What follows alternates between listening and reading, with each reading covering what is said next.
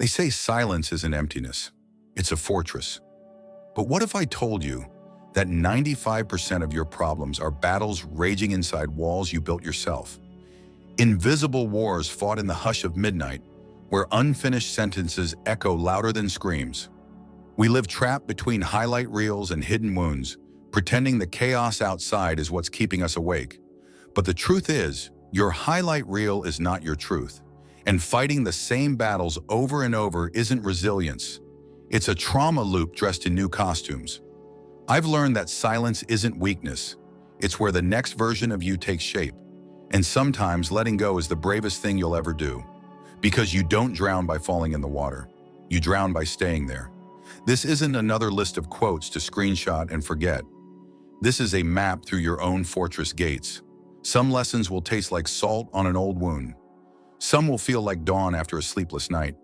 But all of them are here for one reason: to cut through the stories keeping you small. So I'm asking you, which lesson will become the echo you can't ignore? Because tonight I'm not here to help you avoid pain. I'm here to remind you that pain isn't your enemy. It's your doorway. And sometimes the only way out is through. Are you ready to let silence become your fortress instead of your cage?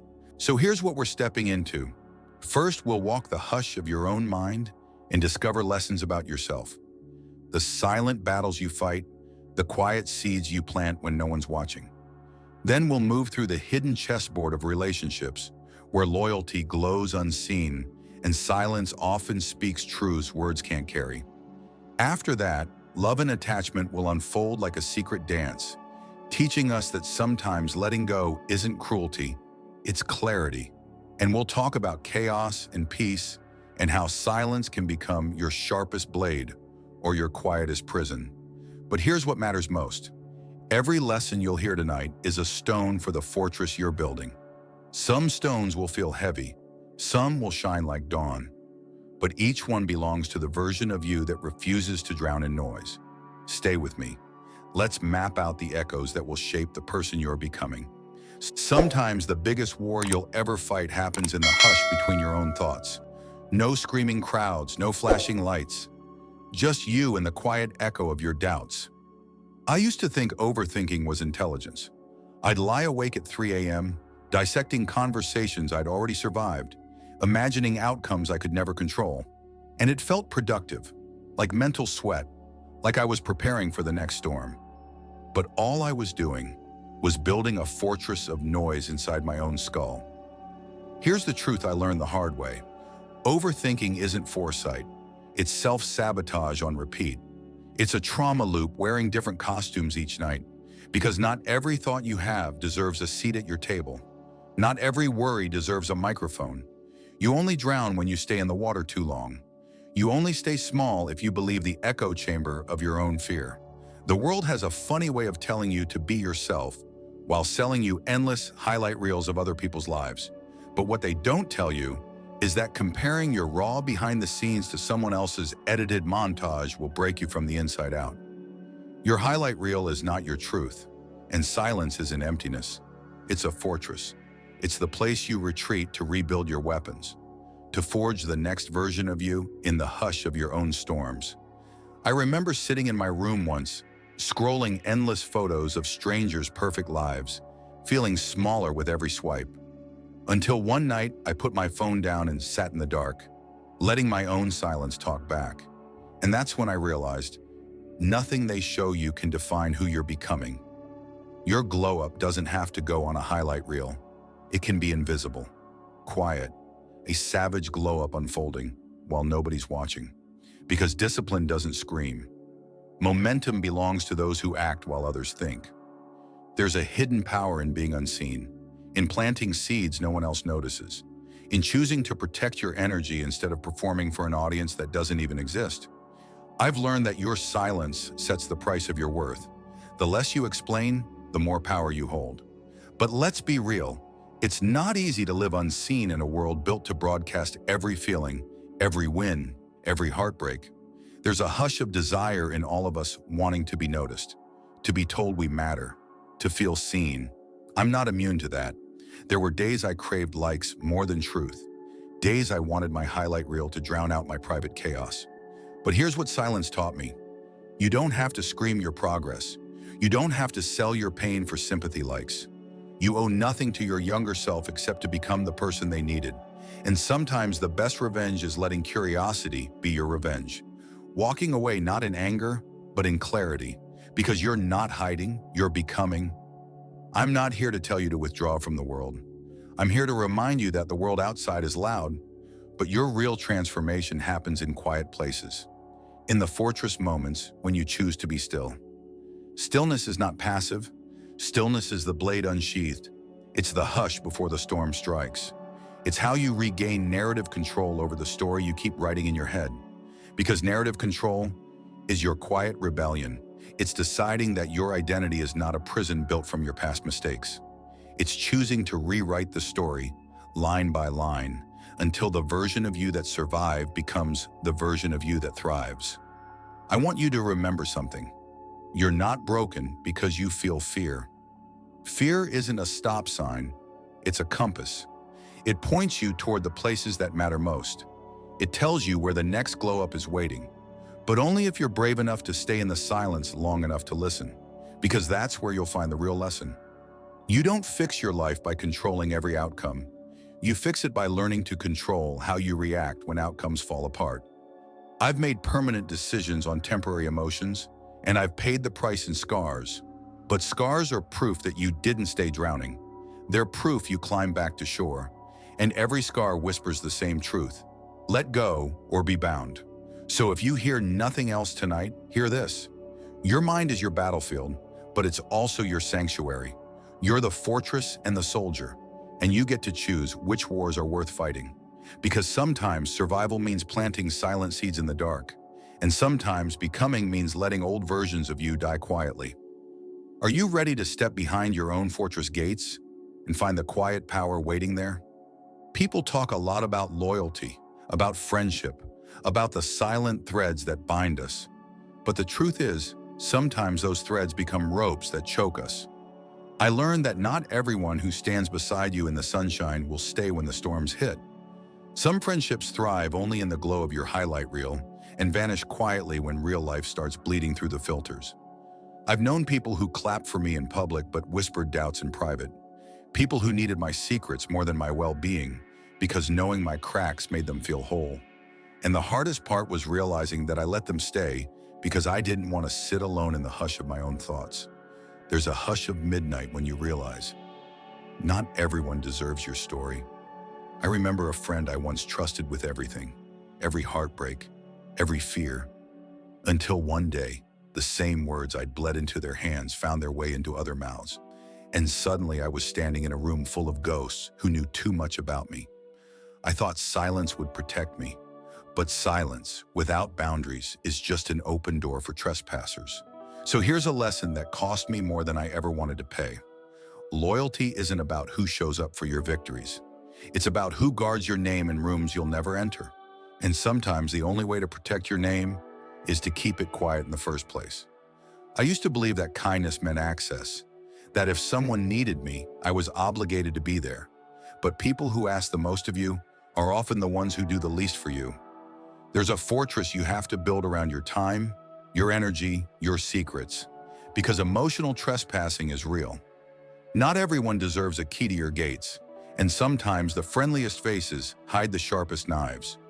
I've learned that ghosting isn't always cruel. Sometimes it's survival. Walking away isn't weakness, it's clarity. Because trying to hold on to people who keep dropping you is how you bleed yourself dry. I'm not saying cut everyone off. I'm saying pay attention to where your silence is peace and where your silence becomes a prison. There's a silent chessboard in every conversation, a subtle test. Who's asking about your dreams? And who's only gathering ammo for later? I've had people who breadcrumbed me with praise, only to withdraw it the moment I shine too brightly. A frenemy doesn't hate you. They hate how you remind them of everything they're not. And sometimes the loudest traitor wears the quietest smile. There's an art to observing people without announcing that you're watching, to recognizing when someone's loyalty is invisible and when it's merely performative. Because there's loyalty that glows unseen and loyalty that only exists when there's an audience. I've learned that you don't owe explanations to people committed to misunderstanding you. Your silence sets your price. The less you explain, the more people respect your boundaries, even if they don't admit it. I used to try to fix people, to pour my energy into lifting them up. But pouring yourself into someone who refuses to grow is like trying to fill a bucket with no bottom. And one of the hardest truths is this: you can love someone and still have to leave. Because love is not a chain, it's a door you choose to walk through, or not. I've had friends who claimed to love me, but kept me small because my glow-up threatened the narrative they built about who I was supposed to be. The fortress mindset taught me that sometimes protecting your peace is worth every door you have to close. And sometimes fading quietly is not cruelty, it's clarity. You are not obligated to keep people in your life who keep wounding you. Just because you have history with someone doesn't mean they deserve a future with you. I used to worry about being labeled heartless, but I've realized that boundaries are not cruelty. They're doors you decide who to open for. And if someone only values you when you're quiet and small, then your silence is not loyalty. It's self-betrayal. There's a hush before surrender, a quiet moment where you decide whether to keep explaining yourself or simply leave the room. I choose silence now, not because I'm afraid, but because it's where I reclaim narrative control. Because energy leaks become silent chaos. And I've learned that attention is currency. Spend it wisely. Let curiosity be your revenge. Walk away not in anger, but in clarity. Some people will call you cold for setting boundaries. Let them. They're the ones who mistake access for entitlement. The ones who believe your kindness is a blank check they can cash anytime. But you owe nothing to people who keep you small. Because you are not hiding, you're becoming. And becoming means knowing when to stay and when to vanish quietly. The digital age complicates everything. You see someone's story and think they're doing fine, when inside they're screaming into an echo chamber of doubts. People ghost you, then breadcrumb you with likes from 2014. They build digital highlight reels that have nothing to do with who they are. I've been guilty of it too, smiling for photos when my life was falling apart. But I've learned digital loyalty is not real loyalty. The people who love you will check on you in quiet ways. A text at dawn, a fortress coffee ritual, a silent defender who guards your name when you're not around. So don't mourn the ones who fade. Mourn the time you gave to people who weren't ready for your truth. And if you ever wonder whether someone is worth keeping, ask yourself one thing. When the fortress gates close, do they try to break them down, or do they guard them with you? That's how you know who belongs in your story. And sometimes, not everyone deserves a chapter. Love is a fortress we build out of whispers, glances, and silent pacts. But sometimes that fortress becomes a cage. I've learned that attachment isn't always love. It's the echo of something we're afraid to lose. I once believed that missing someone meant I needed them back. That if my chest ached in the hush of midnight, it was a sign they were my person. But missing is just part of getting over.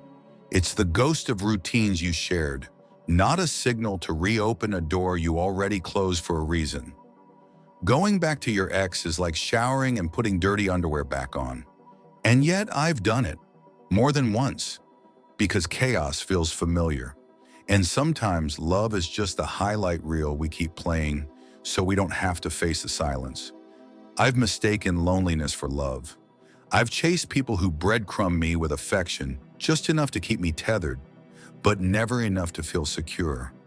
There's a hush of folded laundry, a fortress coffee ritual, tiny gestures that make you believe someone cares deeply. And sometimes they do. But sometimes those gestures are just part of a silent strategy to keep you from leaving. Invisible loyalty is louder than public affection. The person who defends your name in rooms you'll never enter. That's love. But love is in chains. Love is a door you choose to open or close. And if you have to lose yourself to keep someone, that's not love. That's self-betrayal.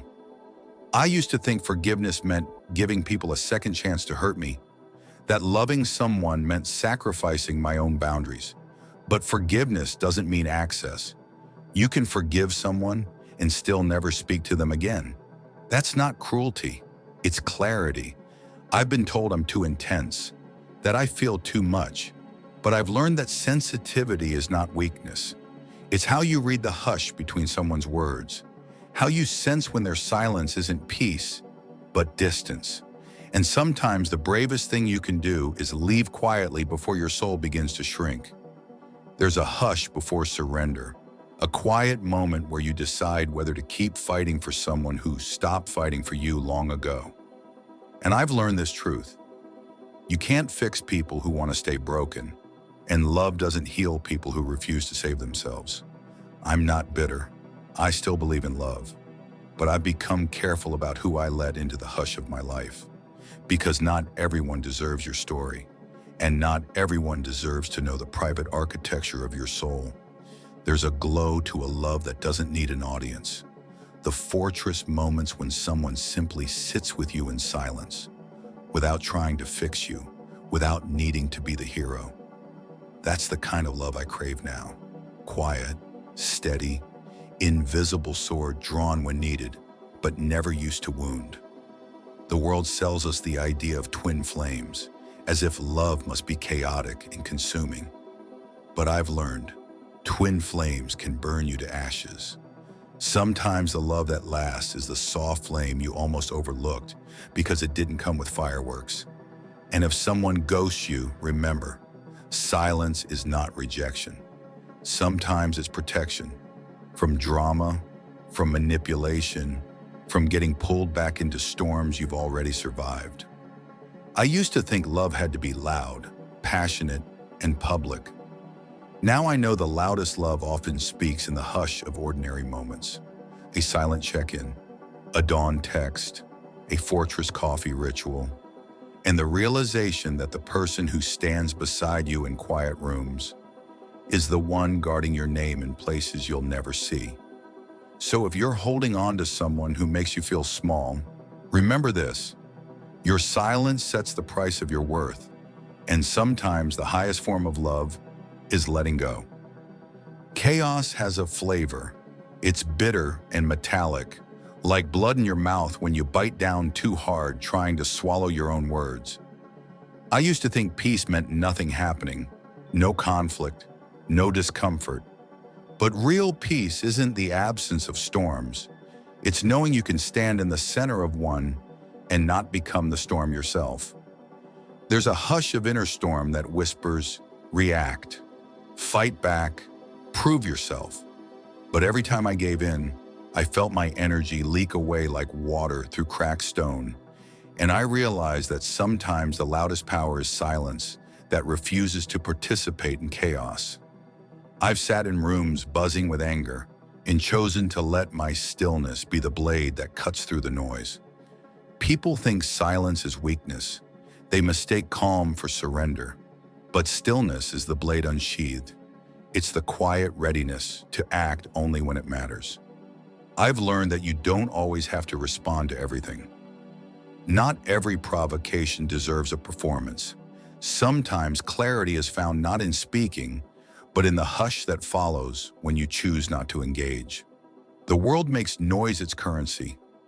Every app you scroll is designed to keep your mind restless, to keep you comparing, wanting, chasing. But the fortress mindset taught me this. Digital hush is armor. Ghost scrolling, algorithm glow-ups, highlight reels. They're all illusions trying to pull you out of your own quiet power. I used to think I had to share every win, every insight, every feeling. But peace has a way of becoming sacred when it's kept private. There's a glow in progress no one sees.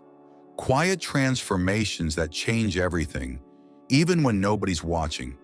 And while they scroll, you plant seeds. I've learned that momentum belongs to those who act while others think. Because silence doesn't mean you're doing nothing. It means you're sharpening your focus while the world burns itself out in noise. I've tasted chaos enough times to know that sometimes standing still feels more terrifying than running. Because when you stand still, you have to face yourself. You have to hear the hush of your own fears, the doubts that sound like passing trains in the dark. But I've discovered that's where your fortress is built. In the hush, in the dawn rituals when the world hasn't woken up yet and you're alone with your own breath. That's when you choose who you're becoming. I remember mornings I couldn't get out of bed, drowning in the weight of decisions undone, conversations unfinished. And I learned this truth. You don't have to solve your whole life in a single sunrise. You only have to take one quiet step forward. Chaos screams urgency. Peace whispers patience. And sometimes the most powerful move you can make is to wait. Wait until your clarity returns. Wait until your storm passes. I'm not saying never fight. I'm saying choose your battles, because emotional vortexes will drain you faster than any real enemy. And every decision costs energy. Focus wisely. Some days my silence tasted like victory. Other days it tasted like loneliness. And that's the part people don't talk about. Peace can feel boring.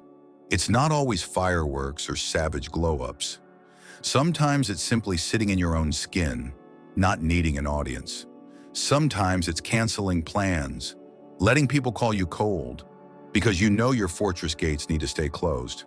I've learned that your highlight reel hides the real glow-up, the moments no one applauds because they're invisible, choosing not to text back, not to retaliate, not to explain yourself to people who've already decided who you are. I used to crave the dopamine hits of being seen. Now I crave the hush of mental noise cancellation, the quiet moments when I remember that my value isn't measured by how loud I can be, but by how deeply I can stand in my own stillness. So if you find yourself pulled into chaos, ask yourself, is this storm mine to fight?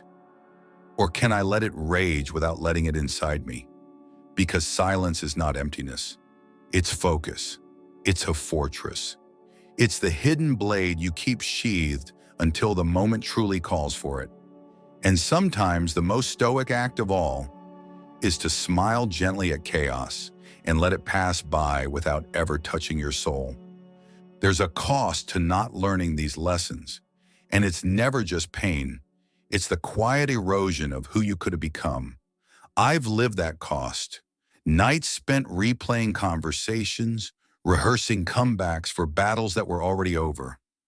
Mornings waking up to the same highlight reel illusions, believing I was behind because someone else seemed ahead. The real cost is time.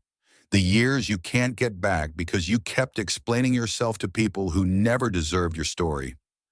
The hidden cost is living a life that's yours only in name, while your narrative belongs to everyone else who's hijacked it. I've seen people stay small because they're afraid to let go of familiar chaos. I've watched myself shrink to fit rooms that were never built for my truth. And for what? For the comfort of belonging, even if it meant abandoning myself. But here's what silence taught me. The longer you wait to set boundaries, the higher the price becomes. The more you postpone leaving people who wound you, the more expensive your healing grows. Because every day you delay stepping out of the chaos is another day your fortress crumbles from the inside. And while you're busy keeping peace outside, a quiet war rages inside you. A war that costs your sleep, your confidence, your glow. You don't drown because you fall into the water. You drown because you stay there. And staying there, that's the most expensive price of all.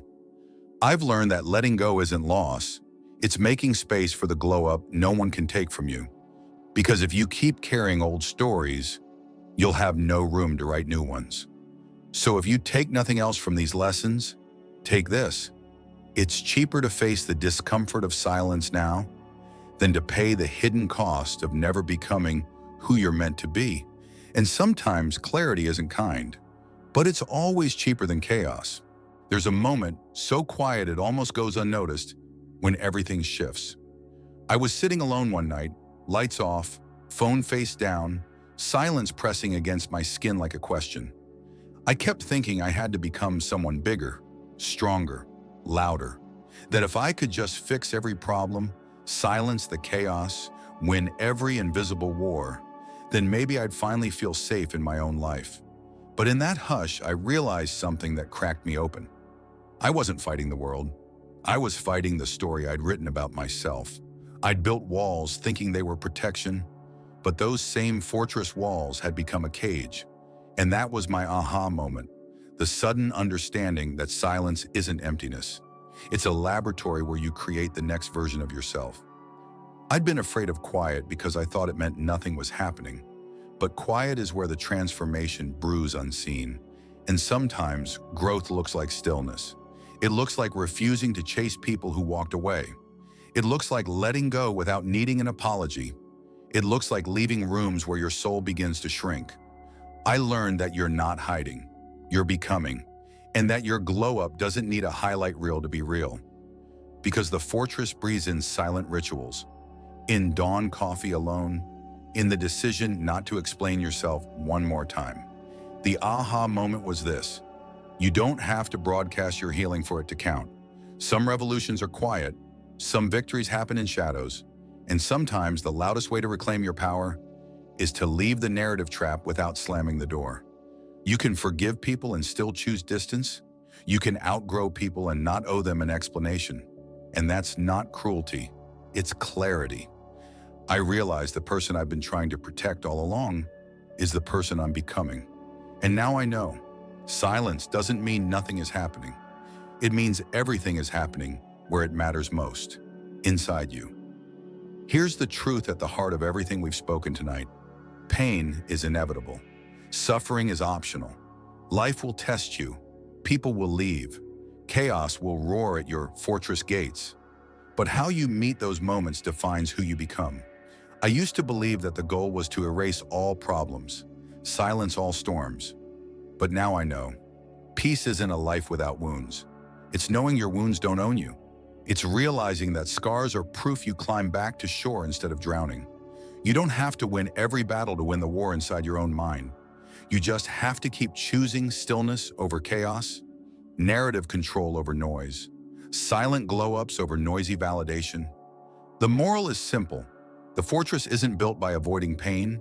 It's built by facing it, by stepping into the hush of your own storms and listening for the voice that says, keep going.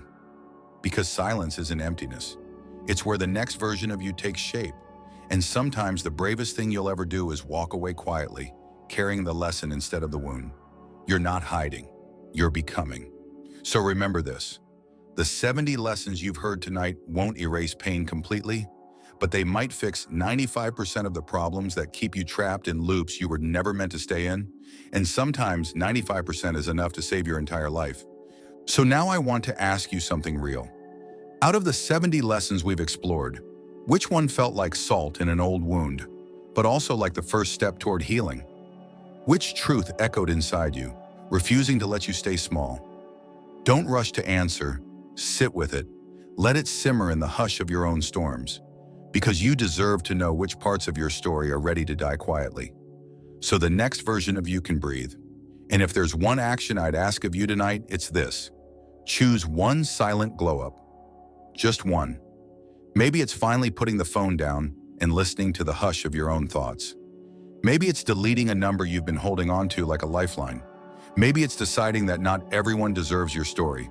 Whatever it is, let it be small, but let it be yours. You don't owe the world an explanation for how you heal. And here's my question for you. The question I wish someone had asked me when I was trapped in my own fortress walls. What's the lesson you're most afraid to admit you still need to learn? The one you keep hidden, even from yourself? Because sometimes naming the wound is how you stop bleeding. And I'd love to hear your story if you're willing to share it. Let's build our fortress together. Quiet, unseen, but stronger than any storm. Because silence isn't retreat, it's how you reclaim your narrative. And tonight, you have the power to choose which echoes survive inside your fortress walls. So as this hush settles around us, I want you to imagine the fortress you've been quietly building with every lesson tonight. Picture dawn light bleeding through stone walls, washing away shadows that used to hold you hostage. Outside, chaos might still roar. People might still misunderstand the silence you've chosen. But inside these walls, something new is taking shape. You, stronger, calmer, untouchable in ways no highlight reel can show. Let your fortress stand quiet and unseen. Let your silence echo truths no storm can drown. And as the final note fades, remember this: silence isn't emptiness. It's where your next self begins to breathe. And somewhere in that hush, the world waits to meet the version of you it's never seen before.